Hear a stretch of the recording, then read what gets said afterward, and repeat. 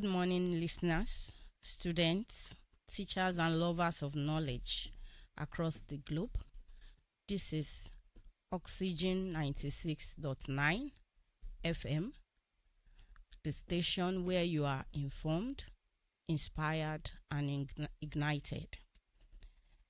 On behalf of the management of Oxygen 96.9 FM, situated at Knowledge Hub, 121/123 Obafemi Awolowo Way, Okeado, Ibadan, I warmly welcome you to another edition of Class on Air.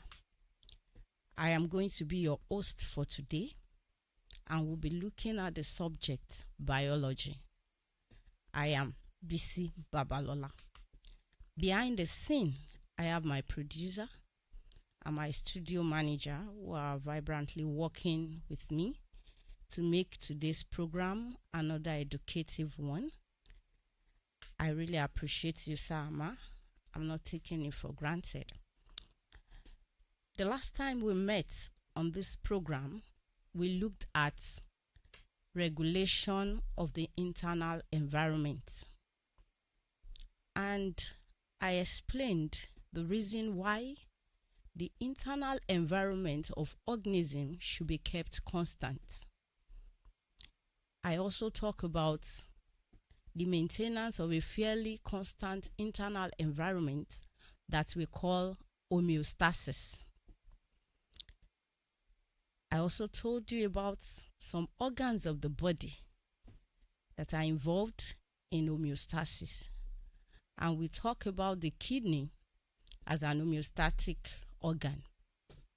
We looked at the structure of the kidney, the structure of the nephron, and also we talk about the functions of the kidney.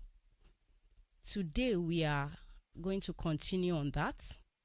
We will be looking at what we call conditions affecting the functioning of the kidney. We're going to take a short break now, and when we are back, we will start. Thank you.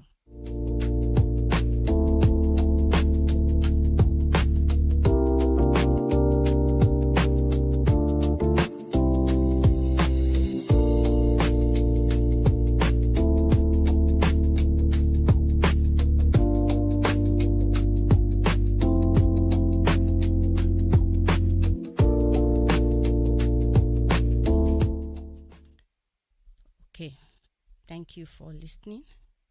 Thank you for staying tuned. Conditions that affect the functioning of the kidney. There are some conditions that I'll be mentioning now. We have temperature, drugs, habitat, and diseases.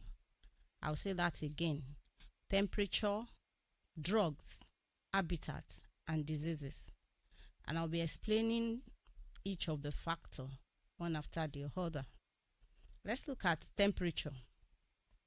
When we talk about temperature, we are talking about relating the temperature of the environment with that of the organism within.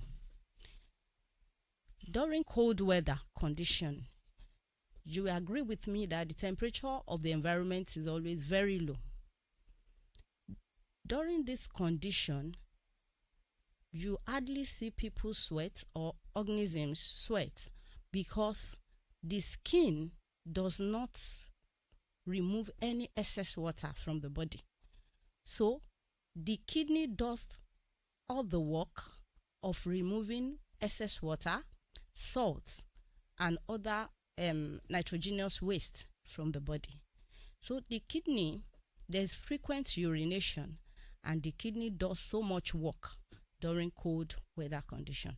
But during hot weather condition, when the temperature of the environment is high, whenever there is any rigorous exercise, the skin will remove excess water through sweat.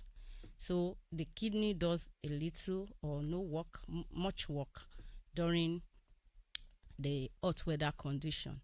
So during cold weather condition, it is important that we know that our kidney does much work. So we have to be careful taking enough water during that period. Now we go to drugs. There are some drugs. Drugs are complex substances. And so when we misuse these drugs, it can damage or reduce the functioning of the kidney. There are some drugs like chemotherapy drugs, some powerful antibiotics, then some painkillers that we use excessively. They can damage our kidneys or reduce the functioning of the kidney.